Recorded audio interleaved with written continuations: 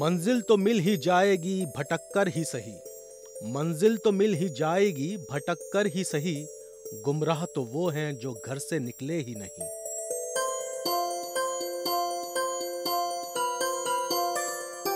मैं हूं सैयद जावेद नईम। दोस्तों, जब मेरे और आपके कदम बढ़ेंगे एक साथ तवाफ़े जहां के लिए, तो मुझे यकीन है कि आपके जहन में हिंदुस्तान की तस्वीर का जो नक्श है वो पूरी तरह बदल जाएगा।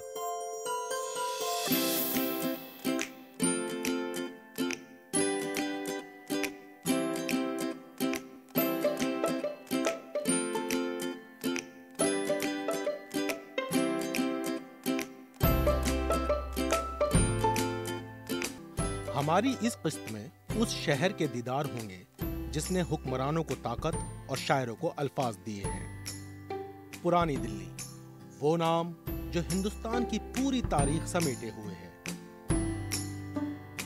दिल्ली के न थे कूचे और राख मुसव्वर थे, जो शक्ल नजर आई तस्वीर नजर आई।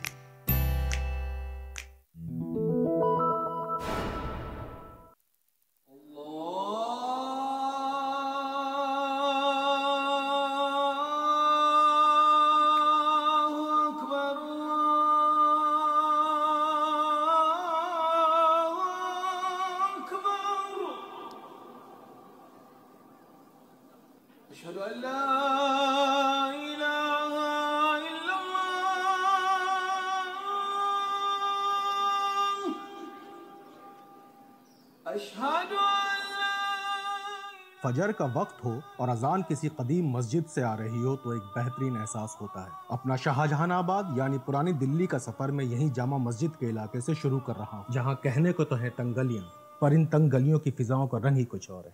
एक जुदा माहौल, एक जुदा एहसास। हिंदुस्तान के सियासी मरकज और जदीद पहचान की सरमाया दिल्ली में बेफिक्री की नींद में करवट लेती एक दिल्ली ऐसी भी है जिसे पुरानी दिल्ली कहते हैं। नवाबी ढंग, लज्जत से भरा जायका, गंगा जमुनी तहजीब और शाइस्तगी को अगर दो लफ्जों में समेटना हो तो कहा जा सकता है पुरानी दिल्ली।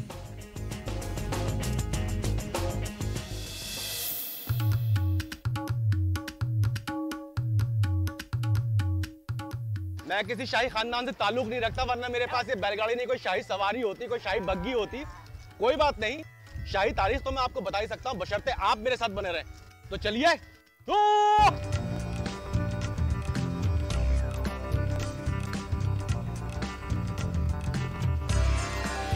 लाल किला, जिसकी लाल पत्थर की दीवारें इस बात की गवाही देती हैं कि अपने उरूज पे मुगलों की ताकत का कोई सानी नहीं होगा।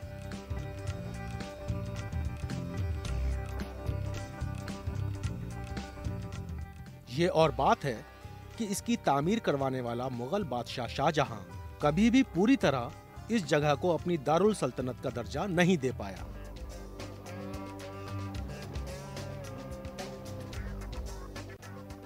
आज इस किले में कोई बादशाह अपने वज़रा से मुखातिब नहीं होता, लेकिन फिर भी इसकी अहमियत बरकरार है।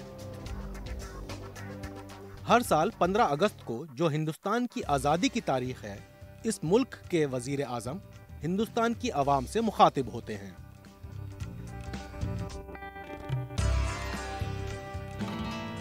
पुरानी दिल्ली अपनी तहजीब के लिए काफी मशहूर है, और तहजीब को जानने का एक तरीका है खाने का जायका लेना। तो इन तंग गलियों से गुजरता हुआ मैं जा रहा हूँ इस वक्त हाजी शबराती साहब की नहारी की दुकान पर, जो काफी मशहूर है और 1957 से यहाँ पर मौजूद है। तो मैं जाऊँगा, उस नहारी का जायका लूंगा और आपको बताऊंगा वो जायका कितना अच्छा है।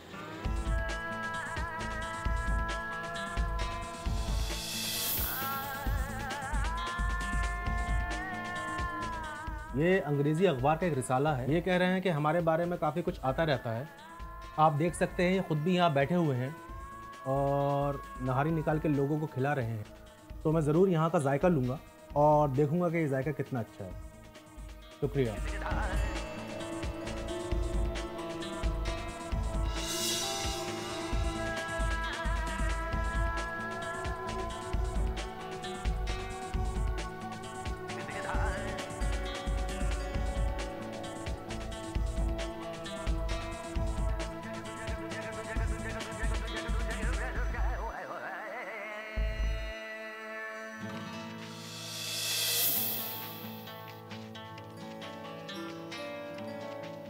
हर किसी का अपना ख्याल होता है, किसी सामान को खरीदते हुए, किसी चीज़ को खाते हुए। मैं कहूँगा ये नारी इसलिए मशहूर है क्योंकि इसके जो मसाले हैं वो बिल्कुल सही पड़े हुए हैं, ना बहुत तेज़ हैं ना बहुत हल्के हैं, और इसमें घी भी कम है। आमतौर पर थोड़ा घी ज़्यादा डाला जाता है नहारी पर।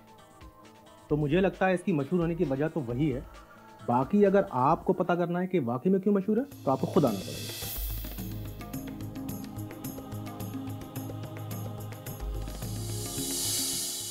पुरानी दिल्ली की तंग गलियों से उठती खाने की महक अपना रास्ता ढूंढ ही लेती है।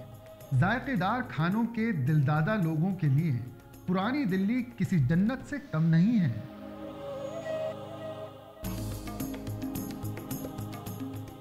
नई दिल्ली ही नहीं, पुरानी दिल्ली में भी काफी सारे बदलाव हो रहे हैं इस वक्त। इस रिक्शा को बोलते हैं इलेक्ट्रिक रिक्शा, और यहाँ पर ये काफी लोगों की पसंदीदा सवारी हो गई है क्योंकि ये जल्दी पहुँचाती है और बिना शोर के पहुँचाती है। इस वक्त मैं जा रहा हूँ पुरानी दिल्ली के चांदनी चौक इलाके में, जहाँ पर एक बहुत ही मशहूर हलवाई की दुकान है और मैंने सुना है वहाँ पर जलेबी बहुत अच्छी मिलती है।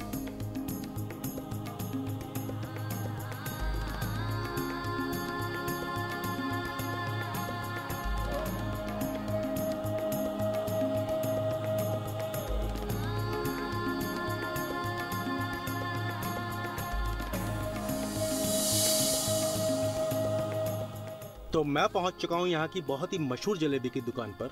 मैं जलेबी भी खाऊंगा और इनसे कुछ सवालात भी पूछूंगा। आपकी दुकान कितनी पुरानी है? 143 साल हो गए। ये बताइए जलेबी की शुरुआत कैसे हुई? ईरान से शुरू हुआ है बनना इसका, जलेबी का। अच्छा। वहाँ से मोहम्मद के साथ धीरे धीरे हिंदुस्तान में आ गए। अच्छा। नहीं तो हिंदुस्तानी में मिठाई में जो तो किंग था वो लड्डू ही था। इसे कहते हैं jalebi. King size, full size या जिस नाम से भी आप इसे बुलाना चाहें। एक बार में तो कोई इंसान खा नहीं सकता। मैं कितना भी बड़ा मुंह कर लूं, एक बार में ये नहीं आ सकती है। तो मैं थोड़ा थोड़ा करके खाऊंगा इसे, और देखने में तो मुझे काफी मजा आ रहा है। खाने में मुझे पता है इससे ज्यादा मजा आएगा।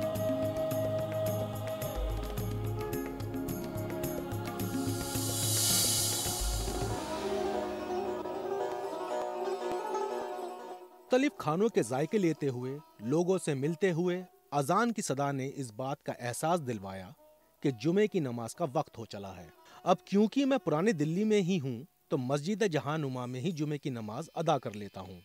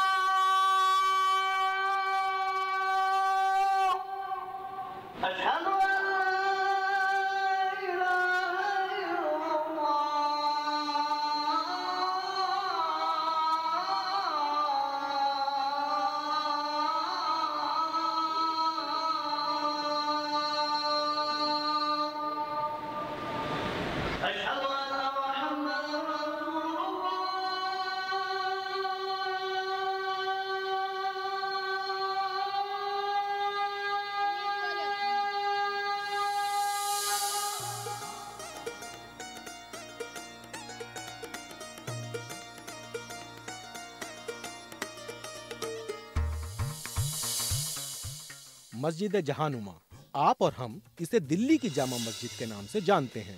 ये शाही मस्जिद बादशाह शाहजहां का हिंदुस्तान को आखिरी तोहफा था। 6 साल और 5000 मजदूरों की मेहनत ने इस मस्जिद को इसकी मौजूदा शक्ल तक पहुंचाया। इस मस्जिद को हिंदुस्तान की सबसे बड़ी मस्जिद होने का रुतबा हासिल है। यहाँ 25,000 लोग एक साथ नमाज पढ़ सकते हैं।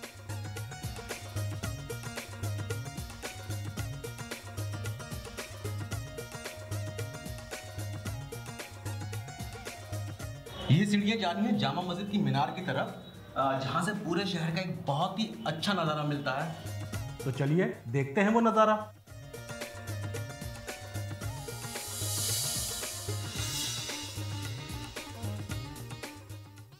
मुझे काफ़ी मेहनत करनी पड़ी इतनी ऊपर आने के लिए, तकरीबन 150 सीढ़ियाँ चढ़ी और यहाँ से बहुत अच्छा नज़ारा नज़र आ रहा है पुरानी दिल्ली का। इतना ऊपर मैं पहले कभी नहीं चढ़ा, तो इसलिए मुझे काफ़ी अच्छा लग रहा है और काफ़ी नज़ारा भी बहुत बढ़िया है यहाँ से। तो मैं अपने दोस्तों को बताऊंगा कि एक बार यहाँ पर ज़रूर आएं, इस मीनार से इस पुरानी दिल्ली को देखें और अच्छा महसूस करें।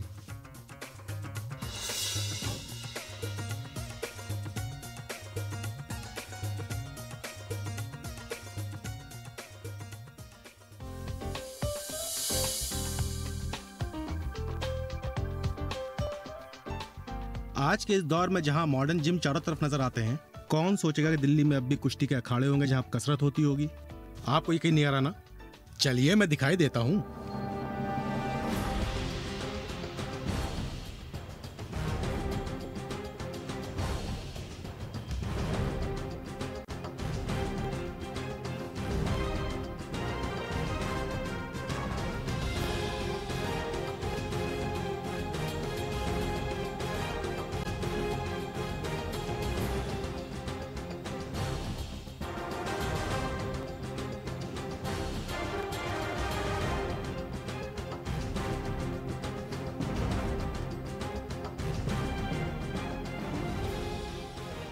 तो देखा आपने असली कसरत क्या होती है और असली जिम क्या होता है।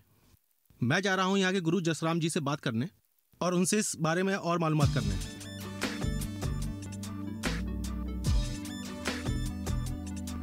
आदाब गुरु जी।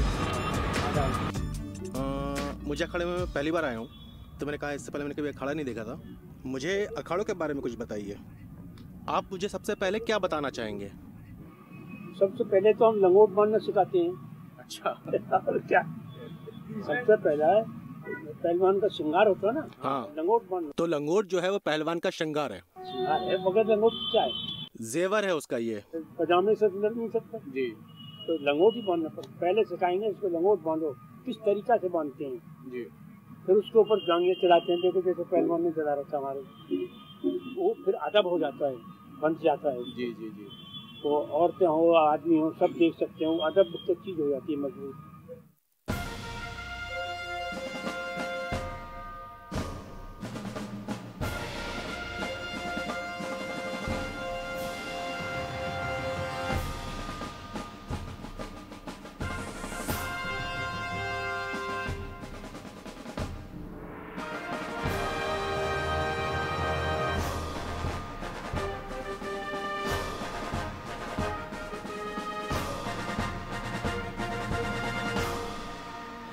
गुरु जी तो बात तो हमारे भाई, चलो आप हमारे साथ ही चलो। आप मैं आ रहा हूँ, आप चलिए।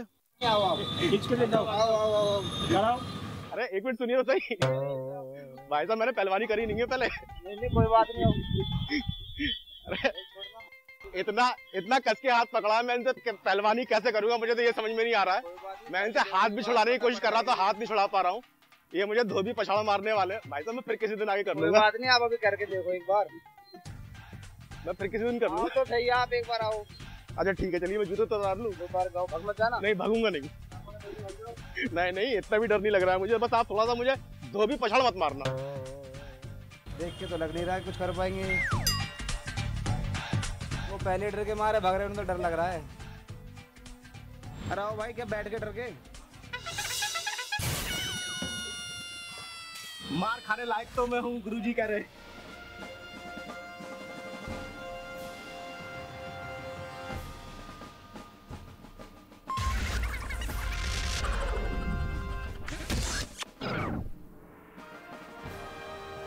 बहुत बढ़िया। वाह ये वाह। चलिए मैं दोबारा कोशिश करता हूँ, कोई बात नहीं। इन्होंने पता नहीं कहाँ से मुझे पकड़ा था और कैसे नीचे गिरा, मुझे समझ नहीं आया। मैं अब कोशिश करूंगा कि इस बार बच सकूं।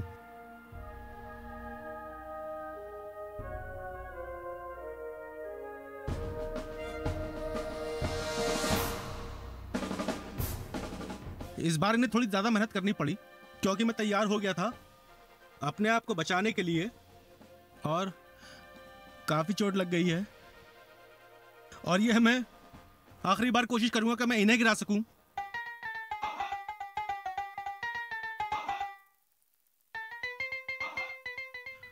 ओके भाई, आप जीत चुके हैं और मैं हार चुका हूं।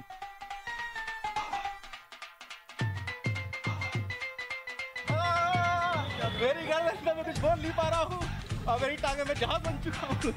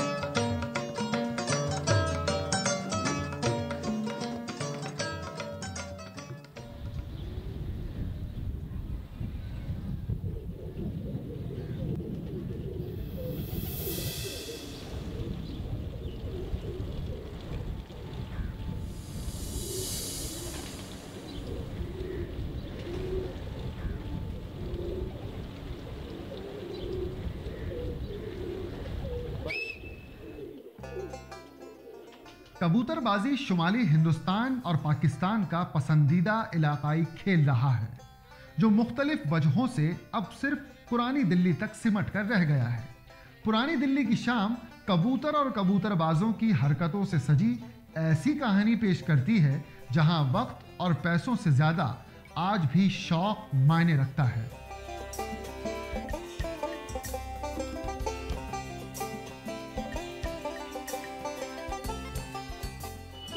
इसमें पंजाब के कबूतर हैं, हैदराबाद के कबूतर हैं, दिल्ली के हैं। 1000 कबूतरों में किसी का कबूतर आकर तो हम पहचान लेंगे। ये नस्ल कौन सी है? ये गोला नस्ल है। ये गोला नस्ल है। नीचे नीचे ये 15-15 किलोमीटर भागते हैं। कहते हैं इन कबूतरों की कीमत 200 रुपए से 1 लाख रुपए तक होती है।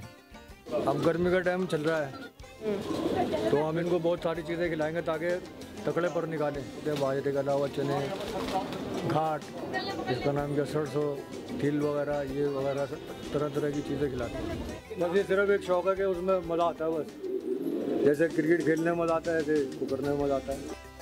असर की नमाज के बाद बाहर निकाले गए कबूतरों को अंधेरा होने से पहले वापस बुला लिया जाता है। एक सीटी बजाई जाती है जो मैं, तो आप कैसे बजाते हैं मैं सुनना चाहूँगा। सबका टेक्निक सीटी बजाने का लगे, कोई मोटी भी आता है, कोई बारीक, कोई। तो वो कबूतर को याद रह जाती है और वो उसी घर में आता है जहाँ पर उसका मालिक होता है। ये एक ऐसा फ़न है, एक ऐसा शौक़ है जो हर इंसान नहीं कर सकता। मुख्तलिफ किस्में, मुख्तलिफ मुल्क और मुख्तलिफ लोग, जिनका अपना तरीका है अपनी मशक्क़त को अपने घर पे बुलाने का।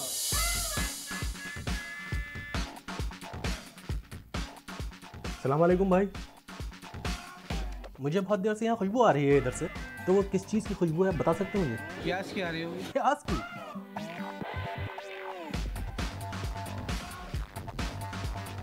मुझे बहुत देर से खुशबू आ रही है यहाँ पर, वो किस चीज़ की खुशबू हो सकती है? कौरमे की हो सकती है, कबाब की हो सकती है, और किस चीज़ की हो सकती है?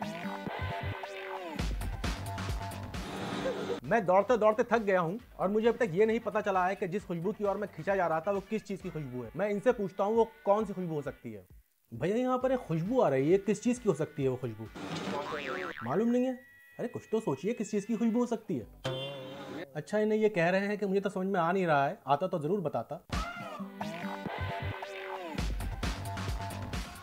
यहाँ चारों तरफ कुछ ना कुछ बन रहा है, कुछ ना कुछ बिक रहा है।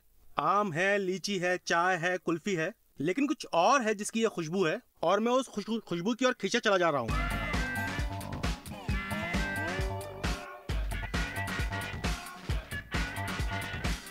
भाई ये खुशबू कहाँ से आ रही है? यहाँ देखे पकती है ना, इसलिए यहाँ से आ रही है। कहाँ पकती हैं, किसके यहाँ पकती हैं? अब्दुल हकीम साहब के। अब्दुल हकीम साहब के यहाँ? अच्छा, कहाँ पर किधर से जाना पड़ेगा? यहाँ से घूम के इधर जाना पड़ेगा। घूम के इधर जाना पड़ेगा? अच्छा ठीक है, शुक्रिया।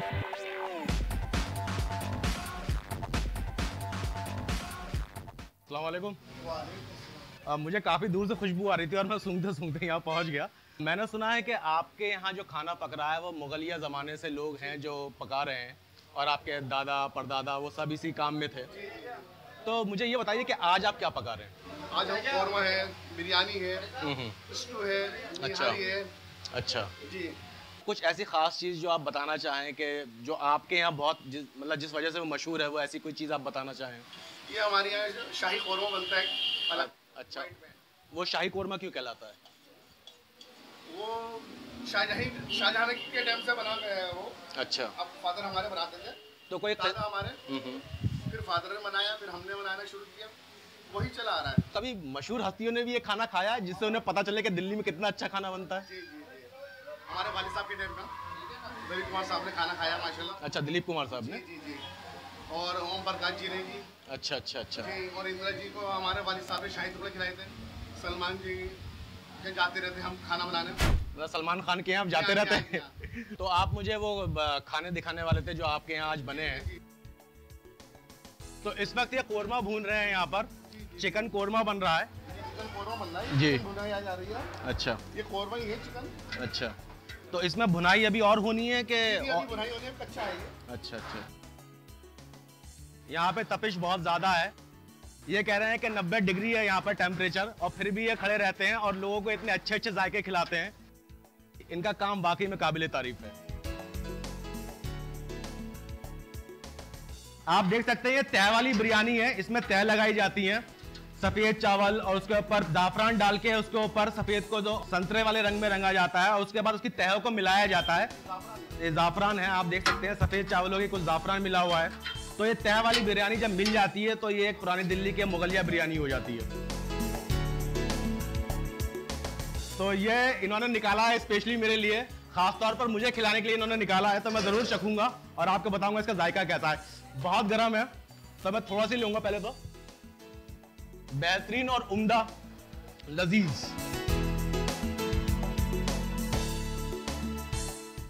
तो मैं बहुत बहुत शुक्रिया बोलूंगा और ज़रूर आऊँगा किसी दिन से अपने लिए एक देख पकवाने इन सारे खानों की। जो बिरयानी तो वाकई में बहुत उम्दा थी, मैं लेके भी जाऊँगा। अल्लाह हाफिज़।